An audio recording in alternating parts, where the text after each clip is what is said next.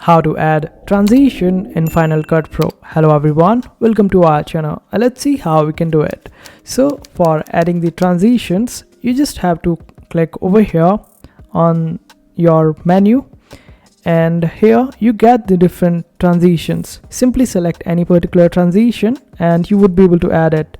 Suppose I want to add any transition for this particular layer. I will just simply drag and drop the transition on that particular layer and it will be added, and this is how it will appear. Now I can just simply adjust it according to the needs and requirements, and this is how it will appear. If you want to remove them, simply select the transition on one end and it will be removed. If you want to remove the other one as well, you can do that. Now if I want to replace it with some other transition, I can do that as well. Simply drag and drop it the other one, and this is how you do it. I hope this video was helpful. Make sure to hit that like button and also subscribe to our channel for more helpful videos.